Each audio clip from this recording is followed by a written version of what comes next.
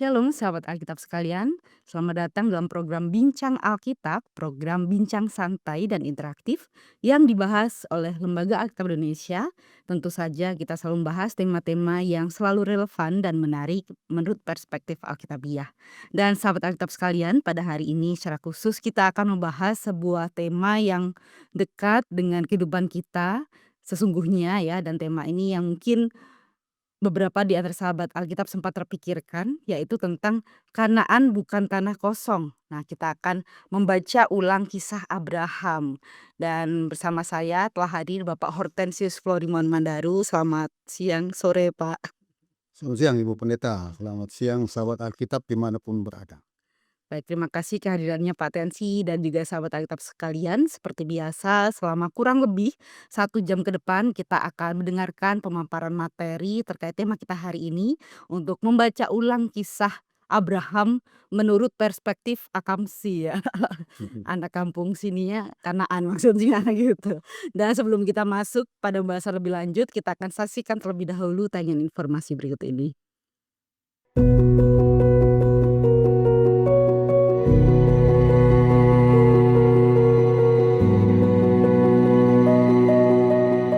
Di ujung barat Nusantara, di tanah Nia Selatan, sebuah keajaiban kecil sedang terjadi. Bukan tentang sesuatu yang besar, melainkan tentang satu hal sederhana yang selama ini terasa mustahil. Membaca.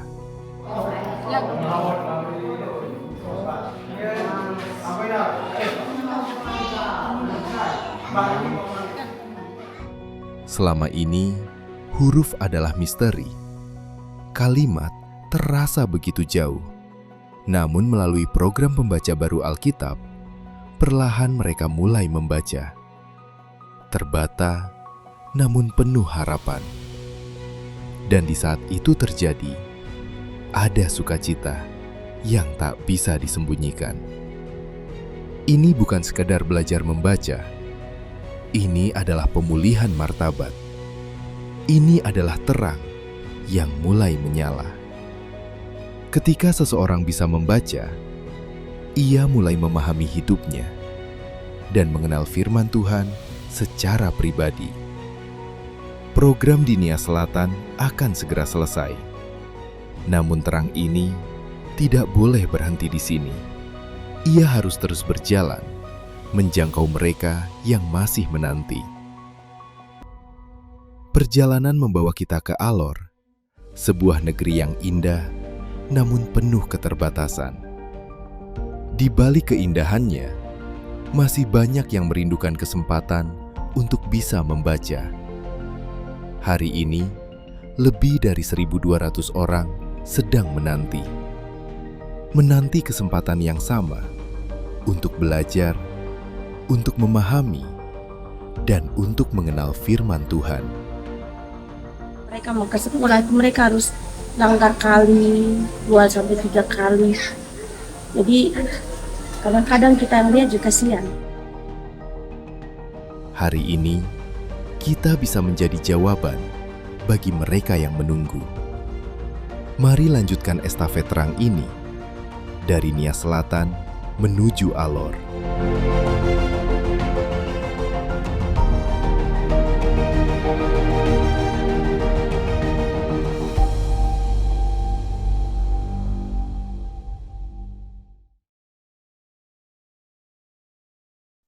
Ya, sahabat Alkitab sekalian, kembali lagi pada tema kita hari ini yaitu tentang Kanaan bukan tanah kosong, kisah Abraham menurut orang asli Kanaan. Dan sahabat Alkitab sekalian, ketika kita membaca kisah tentang Abraham maupun kisah tentang yang lain ya, dan khususnya tentang Abraham, mungkin banyak di antara kita yang terutama berfokus tentunya tentang kisah pemanggilan Abraham ya, yang oleh Allah sendiri, dan bahkan tokoh Abraham ini melalui kisah-kisahnya kita sering mengambil inspirasi hidupnya yang berani keluar dari zona nyaman, tentang keteguhan iman gitu kan, menuju tanah terjanji yang diberikan Tuhan, seperti itu. Dan tetapi ketika kita melihat detil-detil kecil di dalamnya, demikian pula mungkin dengan kisah-kisah selanjutnya ya dari perjalanan kehidupan Abraham ini. Nah, kita menemukan bahwa Abraham bergerak dari sebuah tempat yang di mana itu tempat dia lahir ke tempat yang itu di dalamnya sudah ada berpenghuni gitu ya, sudah ada beragam suku, mungkin ya ada beragam budaya di sekitarnya. Dan ketika membaca Abraham juga sebenarnya kita juga mendapati Abraham tuh mungkin seperti bertransmigrasi ya, dan di sana mungkin lebih, Abraham itu memperluas wilayahnya dengan membeli tanah gitu mungkin ya, dengan cara-cara yang legal mungkin ya pada zamannya, seperti itu. Dan ketika kita mengetahui ini sahabat Alkitab sekalian terkait, tanah yang terjanji itu, nah mungkin kita juga bisa memeriksa ulang ya tentang, pada akhirnya berbicara tentang kepemilikan tanah ya, yang jika dari kisah Abraham kita melihatnya berapa cara Abraham itu dengan cara yang legal pada zamannya ya, mungkin seperti itu. Dan juga tentang wilayahnya juga bagaimana mungkin Abraham itu berasimilasi dengan penduduk setempat gitu kan. Dan cara-cara inilah yang biasa juga mungkin dilakukan oleh banyak orang hingga saat ini. Nah, tetapi mengingat kembali ketika kita hanya terfokus tentang panggilan Allah, tentang tanah terjanji gitu. Kadangkala masih banyak yang Pak mungkin sampai saat ini orang yang masih berpikir bahwa tanah Kanaan atau yang sekarang itu daerah Palestina itu adalah tanah yang dijanjikan Tuhan. Jadi orang memandangnya sekedar, yang sesuai dengan data atau informasi di dalam Alkitab. Padahal, dalam Alkitab sendiri sesungguhnya prosesnya pun sangat panjang, bahkan kepemilikan tanah itu juga silih berganti ya, yang mungkin kalau zaman Abraham itu mungkin dulu masih dikuasai Mesir ya, Ya. posisinya Kanaan, lalu nanti mungkin benar-benar menjadi Israel gitu setelah, raja ini ya dinasti Daud Salomo, tapi setelah itu juga kepemilikannya terus berpindah-pindah gitu kan. Nah terkait hal ini mungkin sahabat Alkitab kita pun juga sebenarnya masih dekat ya tentang situasi yang serupa dengan kondisi Abraham pada masa itu ya, tentang bagaimana kita diajak membaca ulang kisah Abraham ini untuk merenungkan kembali bagaimana Allah bekerja di tengah ruang hidup yang telah dihuni banyak orang dan bagaimana umat beriman itu dipanggil untuk hadir di dalamnya.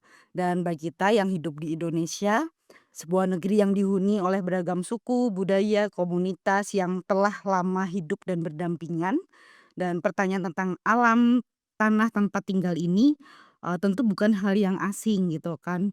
Mungkin kita juga sering dengarkan informasi-informasi tentang, ini, legalitas atau kepemilikan tanah yang selalu memiliki 2 sisi yang berbeda gitu, 2 perspektif yang berbeda antara, legalitas secara hukum atau secara adat gitu yang seringkali nampaknya dipertentangkan, tapi apakah memang harus dipertentangkan hal itu? Nah, itu kadang bisa menjadi bahan diskusi kita ya tentu saja, dan hari ini kita akan kembali membaca ulang tentang tema Kanaan itu bukan tanah kosong loh, kita diingatkan seperti itu. Nah, kira-kira apa yang bisa kita ambil untuk bisa merespon isu-isu di sekitar kita gitu. Nah, kita langsung aja ya dengerin dari Pak Tensi, silahkan Pak. Baik, terima kasih Ibu Iya. Pendeta. Pengantar yang bagus ya. Sahabat Alkitab sekalian, ini menarik karena kita hidup dalam katakanlah sikon yang mirip-mirip ya. Mhm. Ya, emang dari dulu sampai sekarang soal tanah itu soal yang mendasar sekaligus tetap relevan karena selalu punya soal kepemilikan, soal penyerobotan dan lain sebagainya. Kita harus saja dengar misalnya ya, Papua bukan tanah kosong ya. Saya selalu pikir, ah, kalau kita baca dalam Alkitab yang kita sebut kitab suci sendiri ya, cerita-cerita awal tentang para bapak ibu bangsa itu waktu mereka pergi ke tanah yang disebut tanah perjanjian, tanah Kanaan itu juga bukan tanah kosong. Jadi saya rasa ini nyambung ya, bagaimana kita membaca cerita Abraham secara baru dalam konteks kita hari-hari ini. Nah, itu memang nyambung dengan Alkitab ya, tadi sudah dikatakan Alkitab sendiri ya sebagai teks yang berkembang ratusan tahun, di dalamnya kita bisa lihat pelbagai cerita itu yang mungkin intinya dulu sama ya, inti historisnya sama, tapi terus dibaca ulang ya, disesuaikan dengan konteksnya, sehingga ada pelbagai varian cerita tentang hal yang sama ya, yang terus ada dalam Alkitab ya. Saya ambil contoh, biasanya yang diceritakan ulang tuh peristiwa-peristiwa yang mendasar ya, yang penting. Sebut saja satu, misalnya kitab, cerita tentang Exodus ya. Ya. Exodus, di Keluaran 14 narasinya jelas ya. Ada ketakutan, ada katakanlah kecemasan, mereka lari, ada kejaran orang Mesir, ya. Lalu mereka akhirnya diselamatkan. Itu bentuk narasinya ada di Keluaran 14. Lalu masuk ke Keluaran 15 ada semacam puisi, nyanyian ya, nyanyian dari orang Israel dan nyanyian Musa tentang peristiwa yang sama ya. Tapi dalam bentuk puisi, dalam bentuk nyanyian puji syukur. Nah, udah beda. Di sini orang yang sudah diselamatkan punya iman mensyukuri perbuatan Tuhan ya. Sebelumnya mereka ada ragu-ragu waktu mengalami sendiri. Sudah ada 2 proses penceritaan ulang. Lalu kita menyusul atau melihat lagi di buku-buku lain, ternyata peristiwa yang sama juga dinyanyikan di Mazmur ya. Yang terkenal tuh Mazmur 105. Dia ngomong tentang Exodus juga, tapi dia tekankan kesetiaan Tuhan. Lalu Mazmur 106 juga ngomong tentang Exodus, tapi yang dia soroti lebih, oh ternyata kesetiaan Tuhan itu atau perbuatan kasih Tuhan itu mudah sekali dilupakan ya oleh orang-orang Israel di padang gurun. Jadi segi lain ditonjolkan. Tiap kali penceritaan ulang itu ada segi-segi tertentu yang ditonjolkan, ada segi-segi yang lain yang diabaikan ya. Terus sampai kitab Yesaya, kita tahu Yesaya 40-55 itu ngomong tentang keluaran yang baru, karena mereka konteksnya di pembuangan di Babel. Jadi peristiwa yang dulu di Mesir dilihat lagi, oh ini sekarang terulang, kita lagi di katakanlah diperbudak di Babel, tapi ini ada warta harapan baru bahwa kita akan keluar lagi dari Exodus dari Exodus. Babel. Jadi Exodus baru, tapi konteks baru. Terus sampai perjanjian baru kita tahu Matius pasal 1, pasal 2 itu banyak paralelkan pengalaman Musa, Yesus Musa baru, Yesus mengulangi pengalaman mereka ya. Gitu. Itu khas dari Matius. Sampai Rasul Paulus juga ngomong bagaimana eksodusnya orang beriman ya. Penyeberangan laut Teberau itu sekarang dilihat macam simbol pembaptisan ya, perubahan hidup, lalu mana itu menjadi makanan rohani. Jadi cerita yang sama, inti yang sama terus dibaca ulang, terus diberi nuansa yang baru, sambil juga terus katakanlah menghilangkan hal-hal yang tidak perlu ya. Nah, jadi ini proses baca ulang itu bukan saja kita sekarang ya, tapi dalam Alkitab sendiri sudah ada pelbagai pembacaan ulang yang membuat teks kitab suci kita ini selalu hidup ya. Orang bilang teks kita ini bukan membeku ya, tapi terus cair ya. Bukan teks yang tertidur, tapi yang terus membangunkan ya. Terus berjaga, terus gelisah ya. Terus membuat kita yang baca gelisah ya. Jadi ini penting ya, karena dengan itu teks ini tetap menyapa kita sepanjang zaman. Ini yang membuat kita membaca lagi ya, teks yang selalu kita hafal ya, menjadi cerita favorit ya kalau sekolah minggu ya, tentang panggilan Abraham. Biasanya tekanannya jelas ya. Ibu pendeta kalau omong Abraham, tekanannya pada panggilan Tuhan, lalu Beriman. iya dia iman, ya taat, tanpa omong dia pergi. Jadi itu segi-segi yang biasanya ditekankan dalam pembacaan normatif ya, yang standar lah. Oh ini kesetiaannya, imannya ya, ketaatannya itu kan terus juga di perjanjian baru itu yang ditekankan ya. Dalam surat Ibrani itu dipuji imannya, ketaatannya. Rasul Paulus memakai cerita Abraham ya, imannya duluan dari sunatnya ya. Jadi itu hal-hal yang mempengaruhi sehingga kita lihat Abraham itu hanya itu gitu. Ceritanya tentang teologi ya, ketaatan, tentang iman.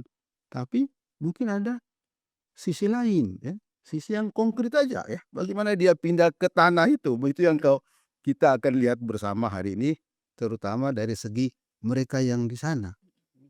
Selama ini kan kita lihat Abraham dengan tuannya itu. Coba kita sekali lagi baca dari mereka yang di sana, orang Kanaan, Kedatangan Abraham. kedatangan Rombongan. imigran rombongan besar ini bagaimana saya lihat ya, bagaimana mempengaruhi hidup kami. Jadi orang sebut ini pembacaan orang asli. and native reading ya. Kita baca sekali lagi ya, coba berusaha masuk di pengalaman atau persepsi orang Kanaan asli atau penduduk Kanaan asli. Kejadian 12 ayat 1 sampai dengan ayat 9. Ya. Tentang panggilan Abraham. Berfirmanlah Tuhan kepada Abram, "Pergilah ke negerimu, dari sanak saudaramu, dan dari rumah bapamu ke negeri yang akan kutunjukkan kepadamu. Aku akan membuat engkau menjadi bangsa yang besar, memberkati engkau serta membuat namamu masyhur, dan engkau akan menjadi berkat. Aku akan memberkati orang-orang yang memberkati engkau, dan mengutuk orang-orang yang mengutuk engkau, dan olehmu semua kaum di muka bumi akan mendapat berkat."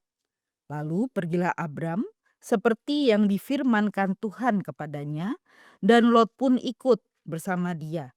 Abram berumur 75 tahun ketika ia berangkat dari Haran.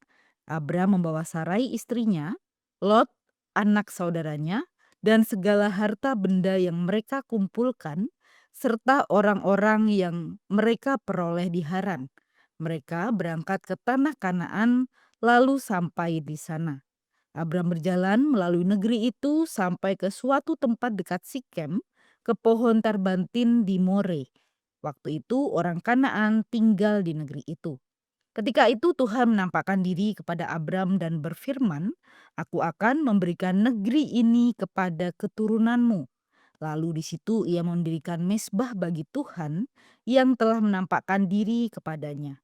Kemudian dari situ ia pindah ke pegunungan di sebelah timur Betel. Ia memasang kemahnya di antara Betel di sebelah barat dan Ai di sebelah timur. Lalu di situ ia mendirikan mezbah bagi Tuhan dan memanggil nama Tuhan. Sesudah itu Abram berangkat dan berjalan terus ke tanah Negeb. Iya. Ya. Oke. Ini yang biasa orang sebut, setiap suku itu punya macam cerita mitos. Mitos mengapa mereka memiliki tanah. Ya toh. Jadi ini orang bilang cerita dari segi tertentu bisa dilihat sebagai mitos kepemilikan tanah, tapi diberi dasar teologi. Karena ini untuk menjawab panggilan Tuhan sesuai dengan janji Tuhan.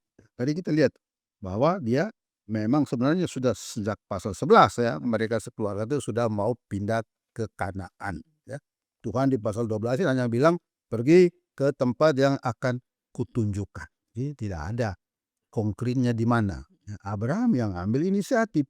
Dia pergi dan dia sampai ke Kanaan. Nanti di Kanaan Tuhan hanya confirm, aku memberikan tanah ini kepadamu, kalau menurut Kejadian 12, kepada keturunanmu. Jadi Abraham ini, saya selalu bilang ini seperti kena prank dari Tuhan. Udah pergi tapi, oh ternyata bukan untuk saya, ya, tapi untuk keturunanku, keturunanmu. Nah, yang paling penting dikatakan di ayat 6 ya. Di situ di ayat 6, Abraham berjalan melalui negeri itu sampai ke suatu tempat dekat Sikem, ke pohon tarbantin di More. Waktu itu orang Kanaan tinggal atau diam di negeri itu. Jadi ini semacam keterangan yang cukup lama atau tidak banyak kita perhatikan ya.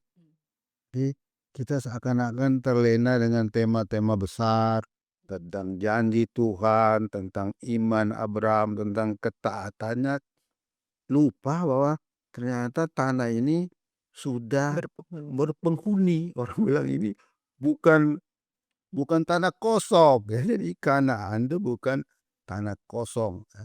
Dan siapa orang Kanaan? Memang di sini hanya disebut orang Kanaan, tapi kalau kita beralih ke pasal 15 sampai pasal 15 ayat 19 sampai 21 itu ada rinciannya. Itu tanah orang Keni, orang Kenas, orang Kadmon, orang Het, orang Feris, orang Refaim, orang Amori, orang Kanaan, orang Girgasi, dan orang Yebus. Ya. Ini banyak sekali tanah suku yang jadi korban janji Tuhan kepada Abraham ya. Iya, 10 suku. 10 suku ya, meskipun normalnya dalam diskusi historis ada banyak diskusi ya. Tapi ini secara naratif memberi kesan ya ini kolonial banget ini ya. Jadi dia seakan-akan, "Udah, saya suruh kamu ke sana, sampai di sana saya beri ini tanah orang-orang ini." Gitu.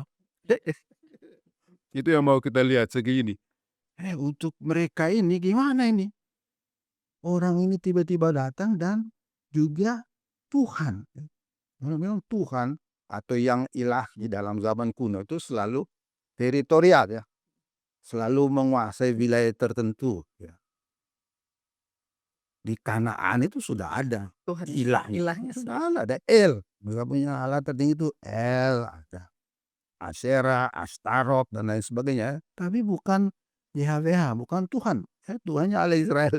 Tapi tiba-tiba Tuhan ini yang memerintahkan, "Kau ke sana, tanah itu saya berikan kepada kamu." Ya, tanah dari 10 suku ini. Nah, ini Tuhan secara teologi tentu kita bisa jelaskan. Kalau dia mengalahkan ilah-ilah Kanaan, maka dia juga berkuasa untuk memberikan. Itu orang bilang pembacaan normatif, bacaan teologi kita untuk membenarkan bahwa tanah ini untuk Abraham. Tapi ini menarik ya, bahwa memang janji Tuhan itu waktu Abraham sampai ternyata bukan untuk dia, ya, tapi untuk keturunannya.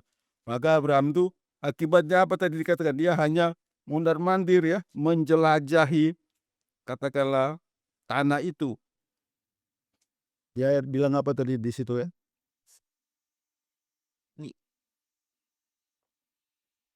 Dari situ ia pindah ke pegunungan. Jadi dia pertama mesbah bagi Tuhan. Lalu kemudian dari situ pindah ke Ya, pegunungan sebelah timur. sebelah timur Betel, memasang kemahnya di antara Betel, sebelah barat dan Ai, sebelah timur. Lalu di situ ia mendirikan mesbah bagi Tuhan dan memanggil nama Tuhan. Ya, seakan-akan dia mengatakan, oke, karena Tuhan sudah memberikan saya tanah ini, saya menyetujui. Ya, dia setuju. Tapi sudah itu dia berangkat dan berjalan terus ke tanah, makin ke bawah. Ya, akhirnya nanti di ayat 10 seterusnya dia udah di Mesir. Ya, orang bilang ini kelihatan dia ya mau terima juga enggak, atau dia mungkin karena dia bilang, ini bukan untuk saya ya. Ternyata ini udah ada penghuninya, lalu ini bukan untuk saya tapi untuk keturunannya, lalu ternyata tanah itu juga tidak terlalu seperti yang orang bayangkan ya, penuh madu dan susu ya, tanah subur, tapi ternyata ada Ada kelaparan, maka dia pergi ke miskin ya. Jadi posisinya apa? Jadi Abraham di sini jelas dia dijanjikan tanah tapi tidak pernah memilikinya ya. Jadi orang bilang ada nuansa kolonial dari teks, tapi kelihatan dia juga tidak menguasai ya, tidak memiliki tanah, apalagi tidak merebut tanah. Merebut tanah itu baru terjadi di kisah setelah Taurat. Ini penting ya secara kanonik, orang bilang. Perebutan tanah, pembagian tanah itu baru mulai dari Yosua, hakim-hakim dan seterusnya. Berarti dari kitab-kitab lingkaran dua ya, Nevi'im ya, bukan dari pusat, yaitu Torah. Torah dari Kejadian sampai Ulangan, tanah tidak pernah diperoleh, hanya dijanjikan. Jadi tanah itu tetap terbuka sebagai janji Tuhan, tidak pernah dimiliki, tidak pernah diperebut apalagi ya. Jadi orang bilang ini penting ya, perspektif Taurat ini, bahwa tanah ini hanya dijanjikan, tidak pernah dimiliki. Maka Abraham hanya mondar-mandir dan dia katakanlah menjadi seperti seorang peziarah ya, atau transmigran ya, transmigran yang berusaha, orang bilang, beradaptasi, berkomunikasi. Itu juga segi yang menarik dari dia. Karena tadi dia singgah di Betel ya. Orang bilang Betel itu rumah El.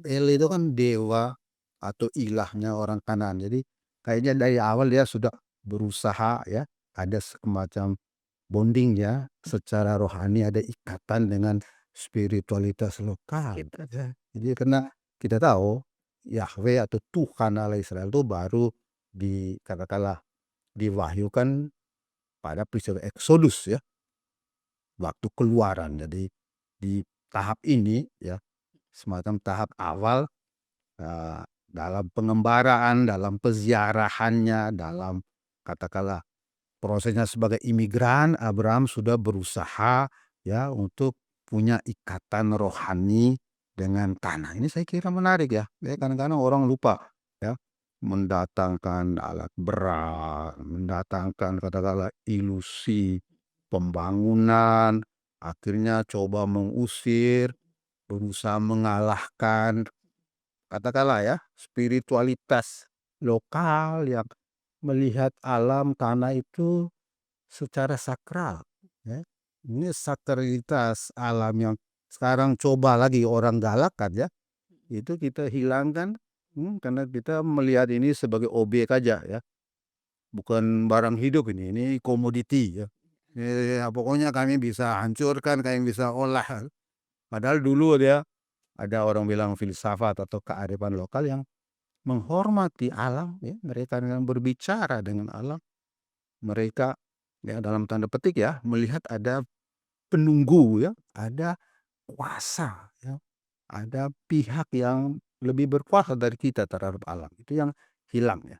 Jadi Abraham ini memberi semacam teladan ya, kalau boleh dikatakan bahwa dia sejak awal ingin juga menghormati kearifan lokal itu ya, punya ikatan dengan spiritualitas lokal.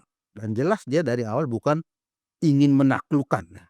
Karena orang bilang satu-satunya tanah yang dia akhirnya beli itu tanah untuk kuburan di Gua Makpela. Itu hanya sedikit ya, tanah kubur ya, yang dia beli dengan nego ya, untuk katakanlah menjadi kuburan dia dengan istrinya Sarah. Hanya itu tanah yang dia miliki di sana. Ya, selama hidupnya dia hanya mengembara dan berziarah, tapi poinnya dia berziarah, mengembara untuk membawa dan membagikan berkat ya. Rupanya kita selama ini lupa, kita hanya fokus ke janji Tuhan ya, ketaatan Abraham, tapi lupa kata kunci di pasal 12 itu tentang berkat ya.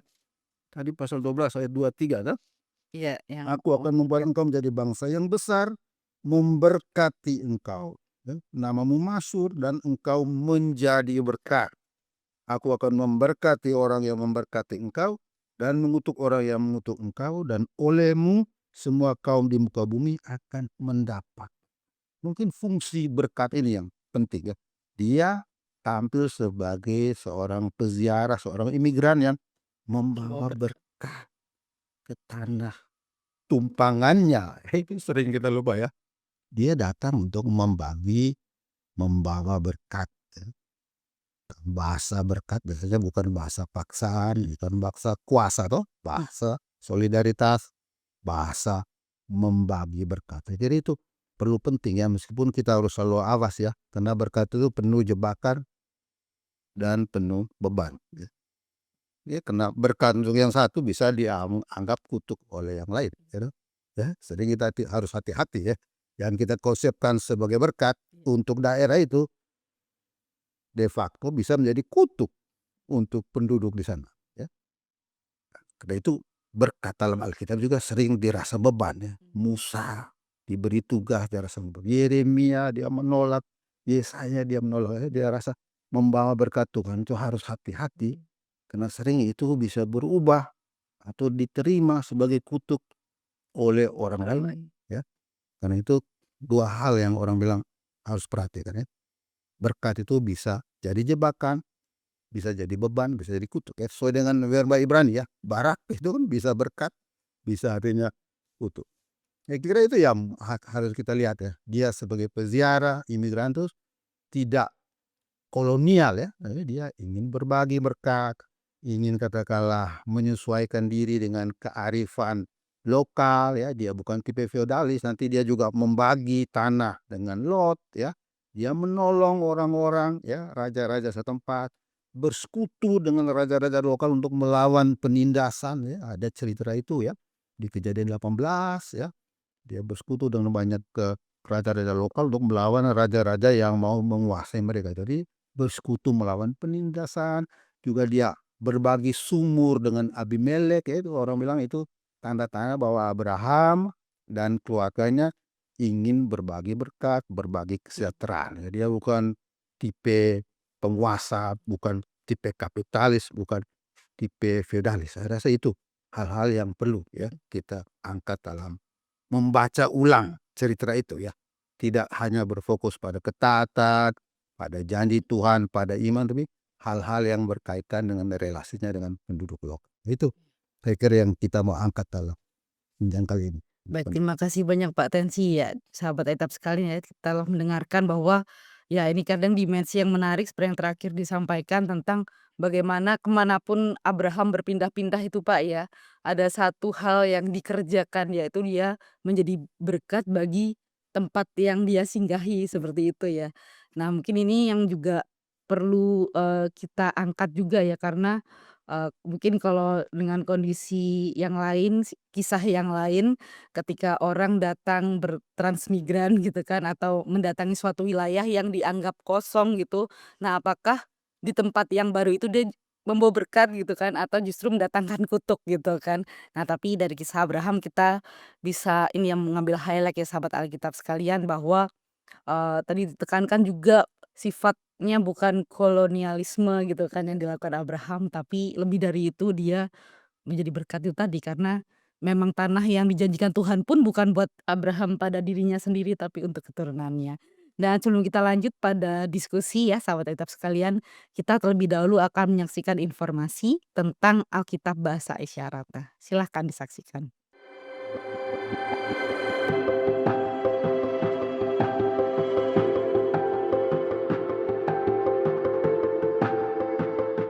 Sekalipun sering tidak terlihat, jumlah orang tuli di Indonesia cukup besar.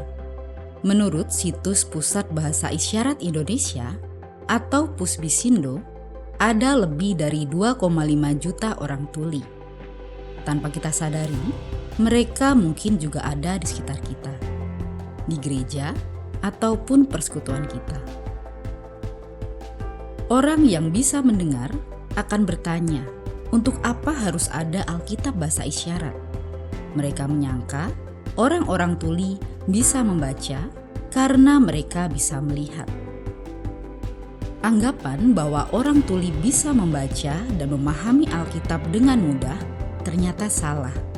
Susunan kalimat dan tata bahasa dalam bahasa isyarat berbeda dan tidak mengikuti tulisan dan ejaan dalam bahasa Indonesia. Orang tuli harus belajar menguasai dua bahasa. Pertama, bahasa isyarat, dan yang kedua, bahasa Indonesia tertulis.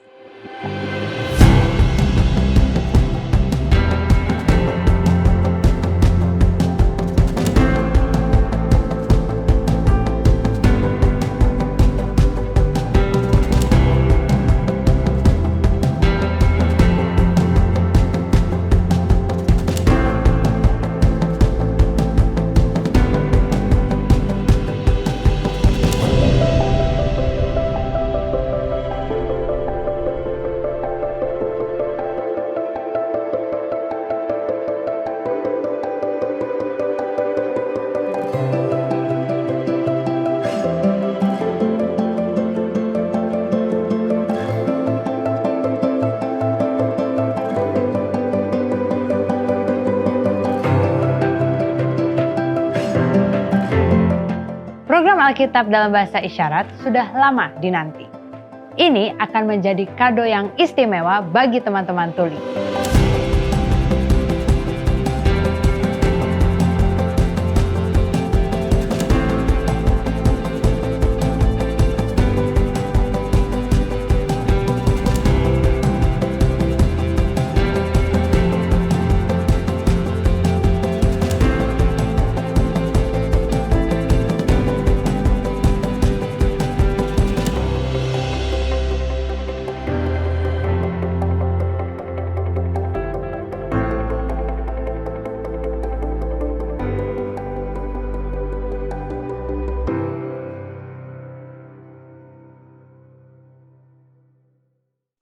Baik, sahabat Alkitab sekalian, kembali pada bincang Alkitab ya, pada sesi diskusi ya buat sahabat Alkitab sekalian tentang tema kali ini bahwa Kanaan bukan tanah kosong.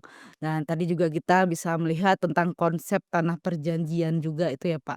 Nah kalau mengingat tentang kembali lagi di awal ketika membaca Abraham, yang diingat adalah tentang ketaatan, iman, tentang tanah perjanjian. Nah, apakah sebenarnya, konsep tanah terjanji atau tanah perjanjian itu sifatnya memang eksklusif atau sesungguhnya berkembang ya seiring proses pembentukan identitas bangsa Israel di kemudian hari gitu ya, Pak? Mungkin.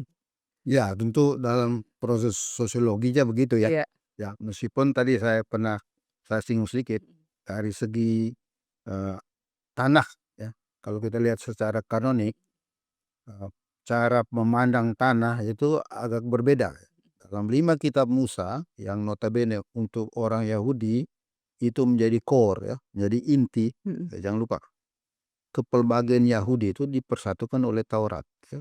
Orang ya, katakanlah Samaria selama masih Taurat mereka bersatu ya. Aliran lain kan ada ya, kitab-kitab yang lain, tapi mereka umumnya satu kalau berkaitan dengan 5 kitab Musa. Jadi ini macam kitab mendasar, kitab pokok ya, yang menjadi katakanlah dasar atau inti untuk semua yang lain ya. Kitab lingkaran 2 misalnya Nevi'im itu umumnya untuk menjelaskan ya, mengkonkretkan tuntutan-tuntutan Taurat, atau nabi-nabi itu mengkritik kalau Taurat dilanggar ya. Apalagi kitab-kitab yang di luar lingkaran 3 ya, Ketuvim itu, Mazmur dan lain sebagainya itu adalah semacam perincian dari Taurat itu. Jadi Taurat dilihat sebagai yang inti yang utama, keyahudian itu orang bilang eksis di mana ada yang merenungkan dan menjalankan Taurat. Jadi mereka dari awal dengan itu mengeksklusifkan atau mengeksklud ya, tanah itu nggak masuk dalam konsep dasar mereka. Karena dalam visi kitab Taurat, tanah itu tetap sesuatu yang dijanjikan. Penaklukan itu berada di luar. Nah, penaklukan itu sendiri, akhirnya kita sudah bahas itu ya, Pak Anwar dulu bahas itu. Kanaan itu milik siapa ya? Penaklukan Kanaan itu sendiri kalau kita lihat gambaran idealnya dari kitab Yosua ya, cepat.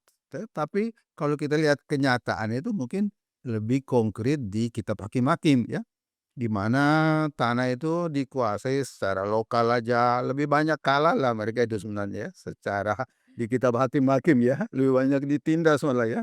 Lalu dimunculkan pejuang-pejuang lokal. Jadi secara historis para ahli mengatakan yang lebih realistis itu gambaran dari kitab Hakim-Hakim. Jadi sebenarnya secara historis tadi seperti Ibu Pendeta katakan, mungkin zaman Daud Salomo itulah ya, yang mereka memiliki tanah itu secara utuh, mereka cukup dalam tanda petik jaya di atas tanah itu ya. Setelah itu mereka mulai kehilangan tanah ya, mulai dibuang di utara kemana, ke selatan maka. Jadi identitas keyahudian itu kalau menurut kacamata tanah ya, Taurat itu identitas yang didasarkan pada pelaksanaan Taurat. Tanah, kepemilikan tanah, apalagi penguasaan tanah tidak termasuk ya. Tentu dalam proses mereka menjadi bangsa, menjadi umat Allah ya, pelan-pelan mereka mereka butuh tanah ya, sampai yang menjadi persoalan hari ini, tapi itu sudah soal lain ya. Kira-kira itu ya kalau kita masuk dalam Alkitab mereka ya. Iya, iya. Oke, oke, ini sudah sangat jelas, Pak, tensi. Dan tadi juga kan yang di ayat 6 kan menyatakan tentang orang Kanaan diam di negeri itu ya. Jadi sebenarnya seberapa penting sih, Pak, sebenarnya keterangan orang Kanaan diam di negeri itu dalam keseluruhan narasi Abraham ya.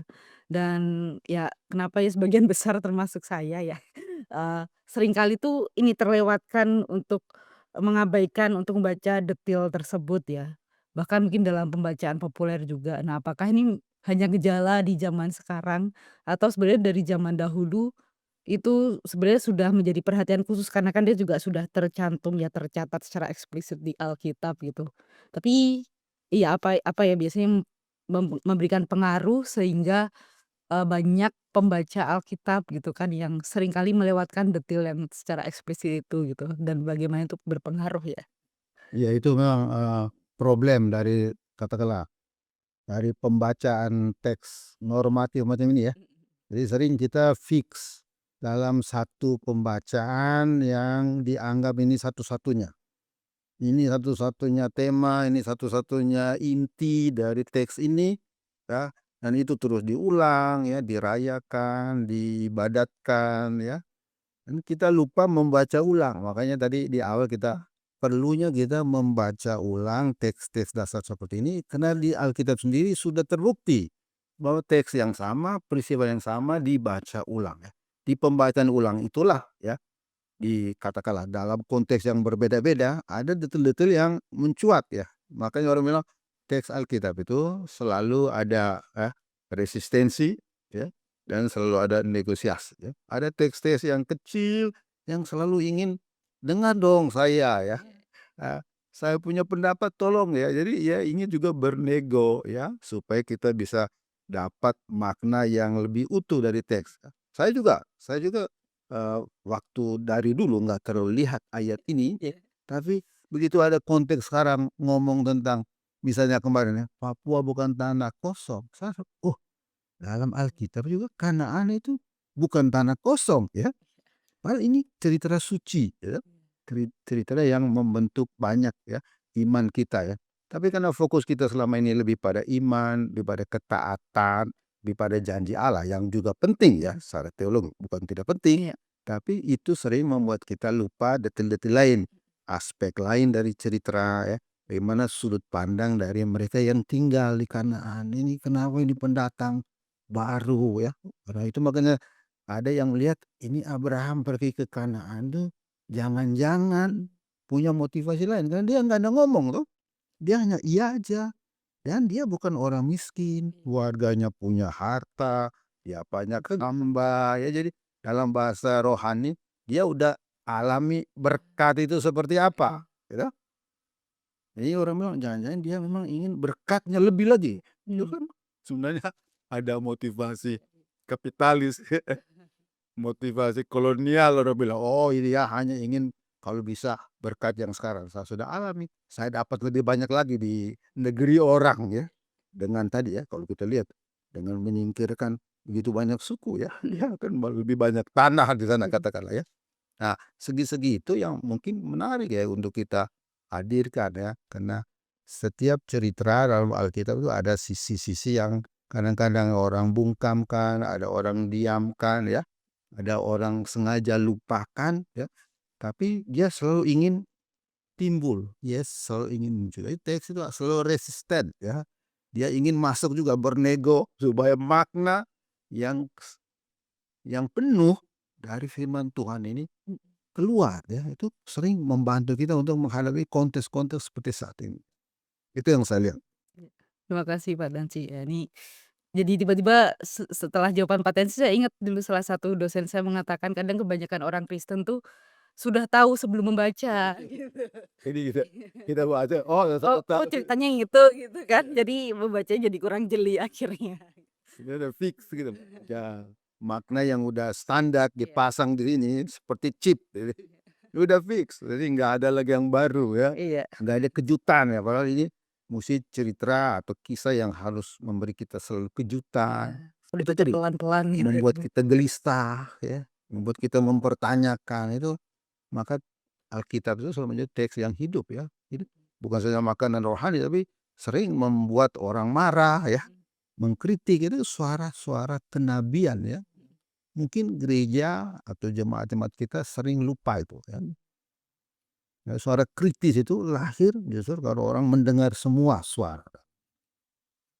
Ya, makasih Pak Tensi ya. Itu mungkin ada kalanya kadang eee, beberapa umat mungkin sering terjebak ingin membaca yang hanya menyenangkan telinganya atau hatinya gitu kan ya. Kadang ada teks-teks yang mengiritasi. Nggak mau ya. Juga mereka mengharapkan juga pembawa berita, macam Iya. pengkhotbah, kalau bisa ngomong yang saya suka dengar, bukan apa yang saya harus dengar ya. Kita suka yang menyenangkan telinga ya. Makasih Pak. Nah, mungkin kalau terkait konteks Indonesia ya kan, betapa teks ini selalu hidup dan relevan ya Pak ya. Indonesia sendiri kan memiliki sejarah panjang terkait, kearifan lokal seperti itu ya. Dan apakah ada resonansi tertentu antara konteks dari kisah ini dan kita membaca kisah Abraham dan apa ya yang bisa kita gaungkan ya ketika membaca teks ini? Karena mungkin banyak juga di antara sahabat Alkitab atau umat yang mungkin, eee, selain tidak peka membaca teks kejadian ini, kurang kurang detil bacanya. Nah, mungkin untuk kehidupan sehari-hari pun kadang kita masih suka, mempertentangkan tentang, kalau emang secara hukum kan emang harusnya seperti ini, jadi selalu ada 2 suara gitu kan. Nah, kadang kala mungkin bukan mana yang benar, mana yang salah ya, tapi mungkin tentang, menghadirkan empati tentang, yaitu cara orang menghormati atau memandang tanah itu sendiri yang tadi sebagai hal yang spiritual, sebagai atau hanya sekedar kepemilikan, seperti itu. Ya dulu ada banyak bahasan dalam Alkitab ya, tentang orang bilang tanah, apa yang harus kita lihat ya. Tentu teks kunci yang selalu diulang ya, dalam kitab Kejadian, bahwa Tuhan melihat semuanya baik ya. Jadi tanah dan seluruh isinya itu sesuatu yang baik pada dirinya ya.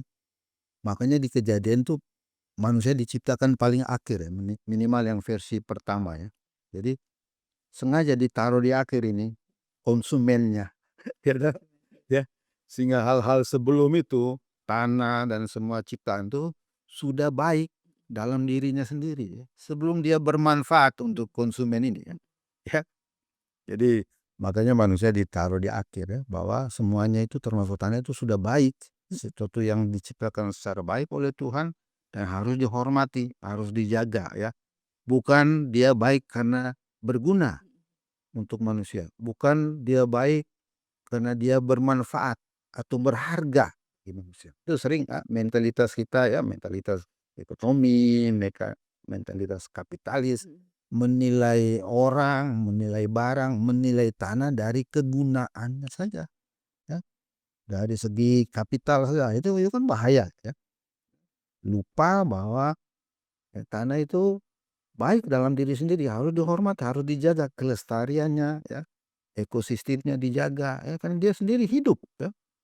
Hidupnya mempengaruhi hidup manusia di atas ya. Makanya Adam dari Adamah kan, manusia itu dari tanah, atau kita ini tanahawan, tanahwati orang wilayah ya. Begitu dekatnya kita dengan tanah. Kalau kita merusak tanah, kita sendiri yang rusak ya. Relasi kita dengan sesama juga rusak. Dan itu macam orang bilang apa, punya efek domino. Saya kira wawasan dari Alkitab justru itu ya. Ya, kita melihat tanah dan semua isinya itu sesuatu yang baik sebagai ciptaan Tuhan sebelum dia dimanfaatkan oleh manusia. Harus membaca teks Alkitab pun harus secara adil ya. Ya, Karena ini lagi-lagi mungkin agak berbeda ya, mungkin ini jadi, larinya ke ekologi. Karena yang teringat di rekaman saya terekam di otak saya ya, mungkin juga ada sahabat Alkitab juga mengalami itu, kalau dari zaman dulu kan sekolah minggu itu kan karena kita masih usia golden age kali ya. Jadi kadang kala cerita-cerita dari guru sekolah minggu itu yang terekam gitu sampai kita dewasa gitu. Kadang mereka menceritakan tentang penciptaan itu selalu kayak, "Kenapa manusia terakhir?" gitu. Karena Tuhan telah menyediakan, segala kebutuhan buat kita, makanan apa gitu. Ya mungkin tidak salah ya, cuman kadang tuh terlalu dibuat simplicities gitu kan, akhirnya membuat orang, buat anak-anak gitu dan kebanyakan menganggap bahwa itu semua karena dibuat manusia gitu, tapi lupa, menekankan bahwa ya setiap ciptaan yang lain pun tuh pada dirinya sendiri secara intrinsik juga baik gitu ya. oh, kita yang terakhir jadi yang puncak Iya. cipta, klimaks, maka kita berhak atas semua yang lain Iya. sebetulnya, itu bahaya ya tuh. Iya iya, Ya itu pembacaan klasik ya, betul. dan harus bertobat kita, Kak. Baik sahabat Aitam sekalian, wah nggak kerasa nih karena kita ngobrol dan ternyata kita sudah ada di penghujung acara ya, untuk bincang Alkitab pada hari ini. Terima kasih banyak Pak Tensi yang kembali mengingatkan kepada saya dan juga sahabat Alkitab ya, untuk kembali membaca teks dengan lebih perlahan kali ya sahabat Alkitab. Jadi kalau baca teks jangan, "Oh ini ceritanya gitu." Lah jangan seperti itu. Karena ternyata banyak detil-detil informasi yang ternyata masih bisa kita refleksikan, yang sangat relevan dan dekat, yang membuat kita gelisah ya untuk bisa juga melihat situasi saat ini. Jadi ketika membaca teks Alkitab, lalu merasa gelisah tidak perlu langsung ditutup Alkitabnya ya, Pak. Iya, betul. Justru itu mengajak kita untuk berdiskusi lebih dalam lagi dengan Tuhan, seperti itu. Dan mungkin, Pak Tensi mohon memberikan closing statement nih, Pak, untuk sahabat Alkitab sekalian, terkait tema kita hari ini bahwa Kanaan bukan tanah kosong. Ya, Silahkan. itu saya kira menarik, relevan ya. Jadi banyak, hampir sebuah tanah itu bukan tanah kosong, Ya. termasuk tanah Kanaan Iya. itu bukan tanah kosong. Dan ini kita semacam latihan secara sederhana bagaimana membaca ya, membaca teks dari sudut pandang mereka yang biasa orang sebut penduduk asli sebuah tanah. Jadi orang native reading itu membantu kita. Misal dalam cerita kejadian tentang Abraham, apa yang harus kita lihat? Ya mungkin kita berfokus selama ini pada iman dan janji, itu juga bagus, tapi sekali-sekali kita bergeser kepada yang tadi saya katakan ya, berkat ya, itu menjadi teks kunci tadi, bagaimana Abraham justru pergi menjadi berkat di tanah di mana dia datang. Meskipun harus kita selalu hati-hati ya, berkat atau yang kita konsepkan sebagai berkat sering itu menjadi kutuk untuk orang lain ya. Nah itu, jadi di berkat itu kita harus selalu, orang bilang, penuh discernment, perlu dievaluasi, selalu terbuka, apakah kita sungguh membawa berkat atau kutuk. Jadi selalu perlu, orang bilang, kita pertanyakan program kita pertanyakan konsep kita tentang berkat, perlu discernment dan dialog secara jujur transparan, apakah kita sungguh membawa berkat, membagi berkat, atau Justru. justru kutuk untuk tempat kita akan hadir ya. Saya kira itu pesan yang relevan untuk kita, juga untuk jemaat-jemaat kita. Lalu saya rasa juga yang penting, cerita tentang Abraham itu bukan cerita tentang pemberian tanah, apalagi pemilikan dan penguasaan tanah. Karena Abraham tidak pernah memiliki tanah Kanaan, sebab tanah Kanaan bukan tanah kosong ya. Dia hanya berziarah, dia hanya jadi imigran ya, yang berelasi dengan orang-orang, menghargai kearifan lokal. Ini banyak hal yang kita pelajari dari Abraham dalam cerita itu tadi. Saya kira itu yang bisa jadi closing statement. Baik, terima kasih banyak Pak Tensi dan juga sahabat Alkitab sekalian, dan kami sekali lagi ingin mengajak sahabat Alkitab sekalian untuk terlibat dalam memberikan dukungan untuk karya pelayanan dari Lembaga Alkitab Indonesia. Telah tertera di layar sahabat Alkitab sekalian, ada kris ya, dan jika ingin membantu atau berdonasi, sahabat Alkitab bisa memindai, lalu jangan lupa sertakan kode unik 67. Dan untuk mengetahui apa saja sih program layanan dari Lembaga Alkitab Indonesia, jika tadi kita sudah melihat ada pembaca baru Alkitab, nah itu artinya adalah pemberantasan buta aksara ya sebenarnya sahabat Alkitab, bagi sahabat-sahabat kita yang ada di Alor ya. Dan juga ada program Satu Dalam Kasih, dan juga Alkitab Bahasa Isyarat. Nah, dan sahabat Alkitab dapat mengunjungi di media sosial Lembaga Alkitab Indonesia atau di website dari Lembaga Alkitab Indonesia. Dan akhir kata, sampai jumpa dalam bincang Alkitab berikutnya. Dan bagi sahabat Alkitab yang baru saja mengikuti, jangan lupa subscribe channel YouTube Lembaga Alkitab Indonesia.